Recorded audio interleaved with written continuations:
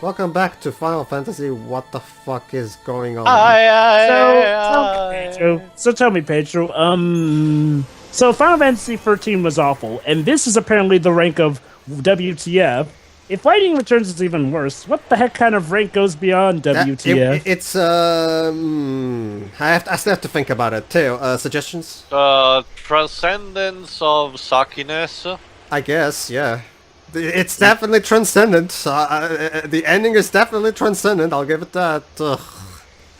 Wait, transcendent. But Wait, the thing is, Jova, Lightning Returns, because of the much better gameplay, could have been the best game of the trilogy, despite the fact that the story was shitty. But it was still the same kind of 13-2 kind of shitness. And then the ending hit. And the ending is so terrible that it single-handedly made it the worst game, just because of how... Oh, you used the black and white mage outfit. So. Yeah, basically I decided, for variety's sake, to put Sarah with the white mage outfit, and Noah with the black mage outfit. So what are we still doing here? I found the last part. Remember, well, we have to open up another gate, I think. Yeah, now we have to come here, now that we have the... Basically, we have to use the artifact that the Arbiter of Time gave us. Yes. Oh, right! I forgot we went to the Arbiter of Time thing. The reason you forgot is because... It was a 2-minute cutscene. No one remembers that. Yeah. This is the first time it's ever happened to me. I mean, with something that was literally in the last part. Jeez. Don't feel bad, Joe, but this game is is completely devoid of narrative coherency. It's don't feel bad. It's normal. Yeah. Also, this music sucks ass. Yeah, as I already mentioned, the starting over thing. So the way Snow's reacting to stuff, does that have something to do with that circular field around you? Oh, no, Joe, but the circular thing around me is whenever the monsters show up. Basically what happens is, if I manage to get out of the circle to the point where the circle starts to become blue, then I can run away from the battle. If I can't, I'll be forced to do the battle, and I cannot run. And remember, the whole mob clock works like that. If it's green, if you hit the enemy, you get a preemptive strike. When it's yellow, whenever you get hit or you get a normal strike. When it's red, it's the enemy, you get a preemptive strike. Gameplay-wise, all that matters in terms of Snow is that he's in battles and he punches a few enemies sometimes. It doesn't do a lot of stuff, honestly. It's only useful for the boss fight against the Royal Raveness, and that's it. And by the way, ladies and gentlemen, I would like to give our audience a pre-warning. You might want to spare your ears, because this is the part where I'm going to show off the crazy Chocobo theme. So, what's so particular about the crazy... Okay. You've listened to it, Joe. No, Pedro. I misspoke there. What I meant to ask is, where does it play particularly? Because, I've heard a different Chocobo thing that plays when you ride Chocobos. So, what's different in these circumstances? Okay, allow me. Basically, this part was going a bit too slow in terms of actual, giving us material to work with. So I figured, why don't I just show off the crazy Chocobo theme right now by using the fragment skills that I have. Because gameplay, in terms of gameplay, we're not supposed to, we haven't got to the actual, proper requirement, which is finding a red Chocobo, which we will only find later on in part 17. However, since this part was running a little low on material to riff on, I figured, why not just show that theme right now? So we're gonna hear the crazy Chocobo theme twice. Yeah, we are. Well, Jova, it's one of the worst pieces of music ever put in any game, so it must be scrutinized. It's apparently so bad that I've heard that people actually find it a reason to actually downgrade this game when it came to ratings and reviews. That music, it's just, I just don't get it. It's impossible for anyone who has any kind of common sense in their brain to listen to that piece of music and think, yeah, this is professional sounding, high quality music. Let's put this in the game. I will have to say though, the speed up feature in this game is nice. And by the way, Jova, you're not seeing edited footage. There's an item that makes you do that. You already know. I've already explained. I know. That's what I just said. It's like the speed up feature is nice. Yeah. Oh, well, remember, Jova, we have to we have to do side quests to activate this. You'd think they would do like Brave of the Default did and actually include speed up stuff as an option to, help out with stuff with grinding and stuff like that. But no, you have to go out of your way to make your job easier for you. Yeah, and I will say one other thing that is jarring is like, for some reason the characters' voices are also sped up because like, okay. If this is like, say, a feature that you like made in a remaster, like with Final Fantasy IX, okay, I'd understand why everything is to be sped up, including maybe some text dialogue or something. But why is it that when you use the speed up feature, you're like, when it's a professionally developed thing, why is it that the characters' voices are sped up as if you're using an emulator speed feature? It's like, shouldn't you be able to separate the characters' voices from, the speed up of their movements? I agree with you there, Jova, but here's the interesting thing that you bring up. I might as well bring that up. Here's the interesting thing. If you go check the ability on the menu of the game, it says, and I'm quoting here, the battles will be sped up, but the music and the cutscenes will not be affected. That's what they say. Here's the thing, though. Well, the music's not, but the cut. But here's the thing, though. The cutscenes are indeed affected by the. That's right. They flat out describe. They flat out describe how the feature works, and yet they're wrong about it. The developers themselves don't know how their own feature works. That speaks over the raising levels of gaming competence. Oh boy! I mean, if the game developers themselves don't know how the game works, what chance do I? I mean, seriously, how do you fuck that up? You made the game! You should know this! So what we're playing is pretty much an equivalent to, of the Final Fantasy IX remaster. Wait, but the IX remaster is good. For what I've seen, at least. No, Pedro. I'm talking about how the feature of the speed up thing is implemented. Oh, that. Well, yeah, but like you yourself said, Joe, and that one is excusable because it's an old game. But this was actually made. This was actually made by the developers of the game while they were making the game. It's an actual built-in game feature. Yep, and that's what is sad about it. I wouldn't mind. See, don't get me wrong. I don't have a problem with the cutscenes being sped up when you're speeding up the thing. I don't have a problem with that. My problem is that. It says right there that the cutscenes will not be affected, and yet they are. I'm not going to show off on this playthrough because I don't want you guys to. Because I want you guys to be able to follow the cutscenes. But trust me, they are. Yeah, I believe you. And I guess I can see why cutscenes would be sped up along with this, because I go, okay. Because I mean, obviously this is like for people who want to speed run through stuff, and I'm guessing that there's at least an allotment of time to maybe switch off the speed off stuff before a cutscene starts. Is there, or is it like no, you have to like do it at an area that you yourself pick before you get to the cutscene? No. But all you have to do is open the menu up and switch the thing on or off. That's all. That's all there is to it. The only place you cannot do it is during battles, or during cutscenes, obviously. Well, yeah, that's what I meant. Is like, I mean, that is one thing that could be iffy. If, like, per se, a character wants to speed through stuff and then get to cutscenes. Yeah, exactly. Yeah, that's why you'll see me often randomly switch it off just in case, because I don't want to risk, crystals like this before. Again, that is a horrible, that's a pretty bad implemented feature if you can't, think around the certain basics of what players of now would want. Oh, guys, we're referencing the first game. Yay! You know what it's like, don't you? Being turned into crystals. What, the crystals? Because people really care. Stasis. Oh, by the way, Shiroi, here's the interesting thing that we established while you were gone. The speed up feature of this game. It says in the menu description of it, already in the game itself, that the cutscenes are not affected by the speed up feature. And yet, when I actually try that, the cutscenes are indeed affected. The developers themselves don't know how their own feature works. Hey, Shiroi, a game where the manual says you can do something, yet it is not there. Where have we seen this before? Sonic 06's manual, where it describes Sonic 06, big rigs over the road racing, ride to hell retribution. It's surprisingly more common than one may think, honestly. It doesn't change the fact that it's inexcusable. I know. And it's usually only kept for, like, the worst of all games out there. Anyway. Charming. So friends are still trapped in the pillar. What should Noel ask him about? Warfang. Yeah, that's exactly what I'm gonna pick, if I remember correctly, because logically it makes sense for him to ask that, I think. Because he weird. You think that by the future, some of this would have been taught to kids of the future. Actually, Jova, later we're going to learn that the people from Noel's future don't even know the basic details, really, because it's been so long that history has been... It's one of those classic dystopic future where all the culture has been lost or something. Yeah. Okay, then. It's a pretty common concept, to be fair.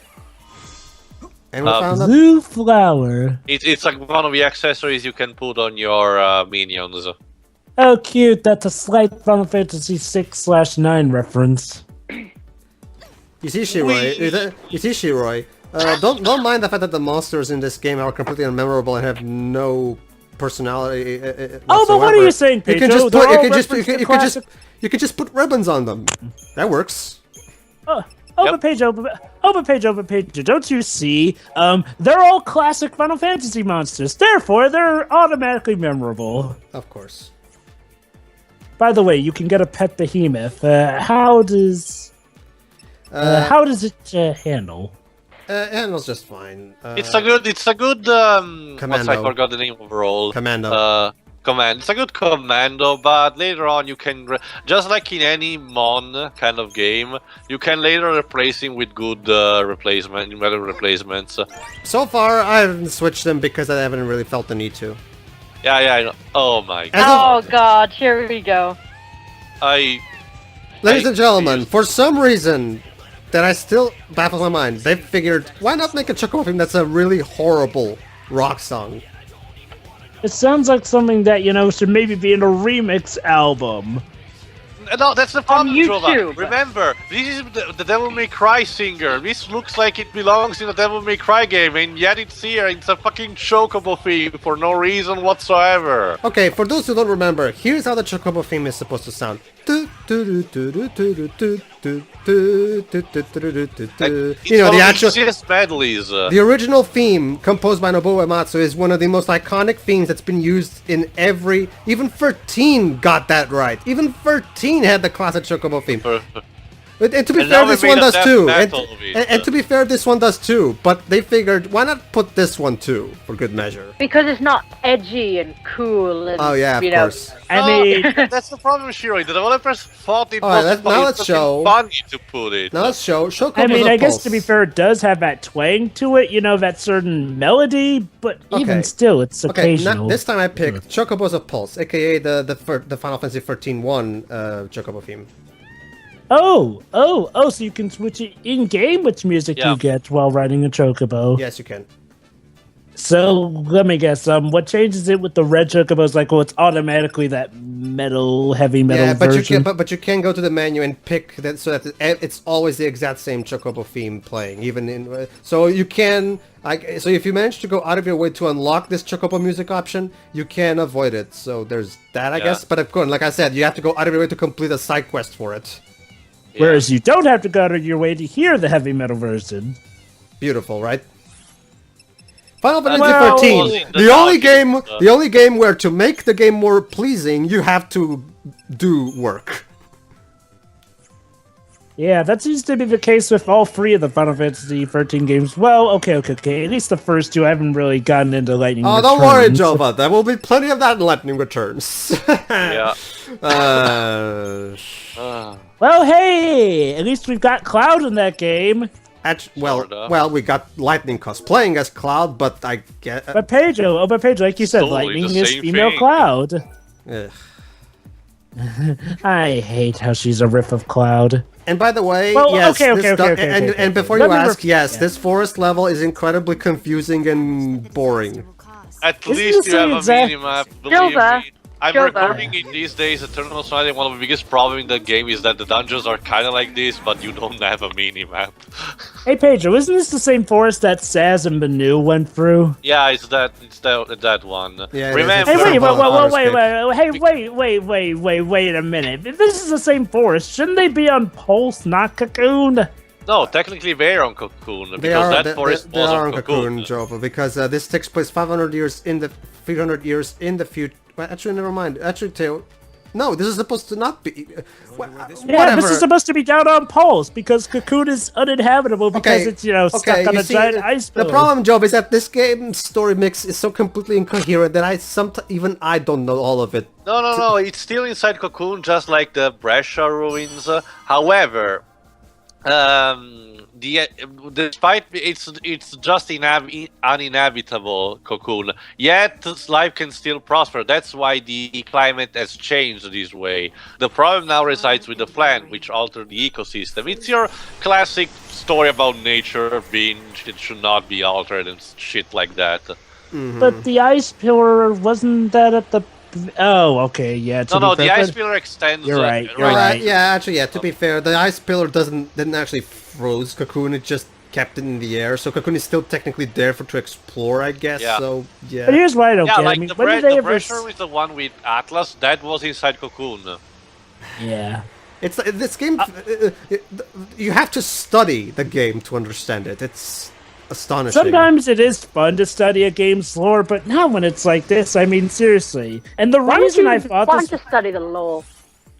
Well, for some games... Well, depends on what the game, Shiro. For some games, it's fun. Like, for example, with Dark Souls, where you're... I'm referring to this game specifically. Oh, yeah. Well, no, this isn't one of the cases where it's fun, but it's where you have to do it just for the sake of understanding what the heck's going on here. You see, You see, developers. Okay, allow me to bring up a good example that Shiroi will understand. Yeah, Shiroi. Remember how in Ni no Kuni we had the fairy tales in the Wizard's Companion? Yeah, that's because those fairy tales, not only they were generally good stories on their own right, they also expanded upon the lore of the world of Ni no Kuni. But they weren't necessary, so they were fun things to read because they expanded upon shit. But and they were only about 2 or 3 pages long each. And not to mention, and you didn't have to read them to understand the story. They were just an expansion thing. But in this game, you literally have to go out of your way to read all the appendices to even have a clue of what's going on. All right, I mean, let's fight even more for your basic. rapeness. All right, everybody, Who's up for lose this first one? Who's up for another alternate ending? I guess. Okay, guys, as I mentioned, for this Paradox ending, you have to beat Royal Raveness while it's at its full force.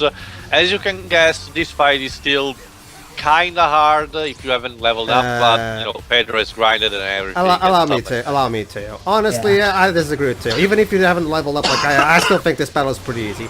Okay, here's the big deal. As you can see, he doesn't do that much damage. The real problem is that he keeps poisoning you. So basically, as long as you keep buffing up yourself and using Izuna to heal to your poison status, you should be fine. Just keep wailing on him until he dies. Doesn't he start at some point? I thought you said you were going to lose your first battle, but you seem to be wailing on him. Oh, I did? No. What I meant was I was supposed to lose the other one in the last part. This one I'm supposed to win. Or at least I'm going to win, even though I'm not technically not supposed to. Wait, hold on. So let me get this straight. So it's winning that gets you the alternate ending? Yes. Yeah. In order what sense does that make? No, but the thing is, Jova, that's because I have the thing is, Jova, this boss, unless you've been grinding like I am, this boss is clearly one of those bosses where it's tough to the point where you'll most likely lose. Like, unless you completely go out of your way to grind the hell out of your characters, you'll definitely lose this battle. It's one of those things that JRPGs usually do where I know. JRPG makers usually do something like that, but when it does it usually leads to something in the similar direction. Not a complete alternate ending out of the blue, though, if you actually beat them. Well, Jova, remember what happened when we defeated this boss the first time? Yeah. What happened? More flan appeared and we ran away. Had to go get an artifact. Yeah, because it regenerated. So if we're still beating it like that, guess what's gonna happen? So let me get this straight. Beating him will cause him to regenerate and cause a dystopic future. Yeah, you'll have no idea, Joe, because the ending we're about to see is very dumb. Even if you guess, it wouldn't still be a right guess. To be honest. It's like okay. All the endings so far have been very dumb. Mm-hmm. It's like okay. All right, beating a boss that you aren't supposed to be able to beat, getting you an alternate ending. Okay, even with that, I'd be okay with it. But when it leads to an alternate ending that's the worst ending, even still, that kind of defies logic. Because shouldn't grinding up to beat on an unbelievably hard foe lead to a good, better ending of sorts? That depends on the context, of course. And in this particular case, as I mentioned, since the boss regenerates, it's completely pointless if you're tough because the boss regenerates itself.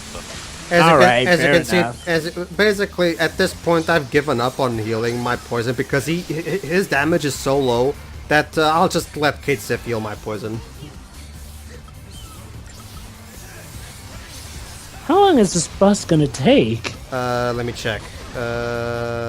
Let's see, the thing is, Joe, but this boss is easy as fuck. It's just that he has a shit ton of HP. Again, this is. I'm just hoping it doesn't take as long as the ship. And also, Joe, but you cannot stagger it. What? You cannot. You can. Well, actually, Theo, I'm almost there technically, but. No, but you see, it doesn't have a stagger limit, so it only reaches 999%, and that's just it. Well, the thing is there any contextual reason why? Because. This is the typical structure. This is the typical way of Toriyama's way of designing games. How do I make the bosses harder? Simple. Just give them a shit ton of HP. And for some reason, you can't stagger this one. I mean, heck. Even the ship battle in 13, you could stagger at least at some point. Yeah, you could. The sad thing, though, is that I still think that this boss fight won't be nearly as long as that ship battle. No, it won't. Otherwise, I would have done another Kingdom Hearts speed up. Yeah. Also that theme. Like, it's not even a case of the singer, because I actually like the Devil May Cry songs sung by this guy. Is that this theme in particular is just so ranchy and inappropriate. Even he is not trying. It's not even a case of this not fitting the Final Fantasy series, because like, well, okay. If you try really, really hard, you could fit heavy metal into Final Fantasy. Well, but you need... think about this. The last two times, and pretty much very first two times Square-Enix tried to put metal music in Final Fantasy were in two cases, mostly. Final Fantasy X with Overworld, which was honestly a fine song. Even in bad cases, it didn't give me, trouble, it was fine for me. And in Advent Children, and at least on a personal standpoint, I really don't like the Advent Children soundtrack. Really? You don't like the Advent Children soundtrack? I fucking hate One Winged Angel metal version. You have no idea. I don't like the Black Mage. You don't like the Black Mages then? No, but I don't like the metal version of One Winged Angel, and especially the piano remix of the battle theme, because it's so bad to listen. The thing I'll say about this song right here is that it's like the singer isn't even enunciating properly, and there's so much distortion in the music that I actually get more sense out of Korean, a language I don't even speak over this, and this is in English. Jovashiro, be prepared, because you will not see what happens. You won't see coming what happens. It's so stupid. It's literally too stupid to even think up. Just listen to the narration first. Okay. Okay, basically I'm showing off where it comes from. It's basically from there to this. So yeah, let's go. It was a world that belonged to the Flan. Oh god, you're telling me that the Flan of all things took over the world? Yes! The Flan! No. Wait. They have a plan, though. And filled the breadth of cocoon with gelatinous organisms. Also, who the hell got Judy Dench? Warfare? Also, is the narrator Judy Dench? The entire world quailed beneath its tyrannical pseudopod. Whatever. All of cocoon be devoured by this immense Flan potentate. You've got to be kidding me. Alright. I can't take that seriously, because when I hear Flan, I just think of the really nice dessert. Well, however, that's the idea, Shiroi. Flan are pretty much the cannon fodder when it comes to Final Fantasy monsters. However, Jova, not to despair. Mog has a plan. Oh, yeah, Mog hasn't spoken up much. I can't wait to hear what this is. Don't worry, Jova, that's what this ending is for. Oh my god. So, a dystopian future ruled by Flan. It's just... Will we get to the ending eventually, because this game's loading? What? Alright, here we go. There was a giant forest, Kuba. They're referencing Final Fantasy VII.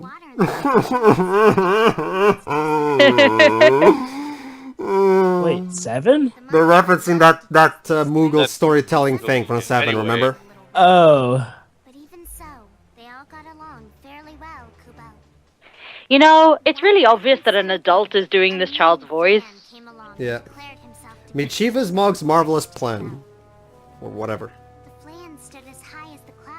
So I killed it, and yet it still rules the world. However the hell that works. Because it regenerated, remember. Nah. Alright. So? But the humans were already gone, weren't they? I Please refrain your Undertale. Oh my god. And that's Noel, They're by the way. talking! That's Noel, by Why the way. are they talking?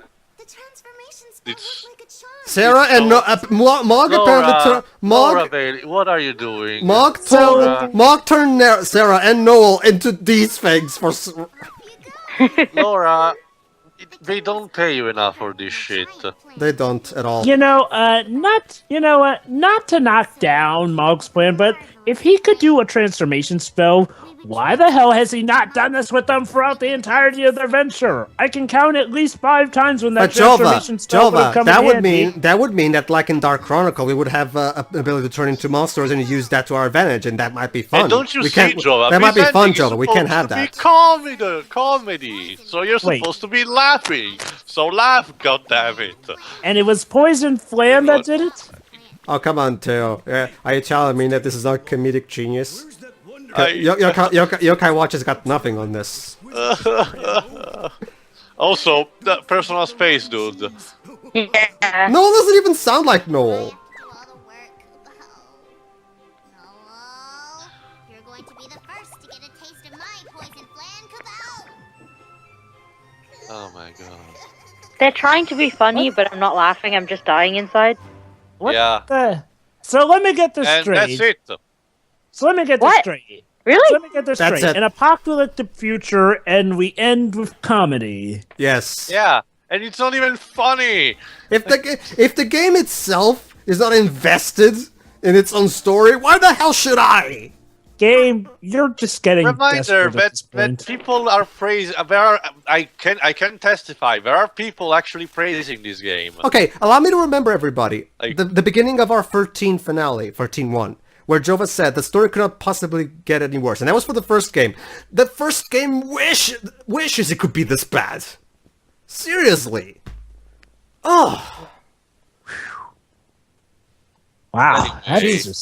that's awful. Anyway, that's just one of the other paradox endings. See you for the next party, where probably we'll try fixing this thing. This is unpleasant. So tell me, Pedro, is the actual ending going to lead up to something even worse than this alternate Oh, ending? Jova, you have Jova, no it's gonna be idea. Lightning Returns, so of course it's gonna be like that. Yeah. Well, See you, everybody. onwards and upwards. See you, everybody. See ya.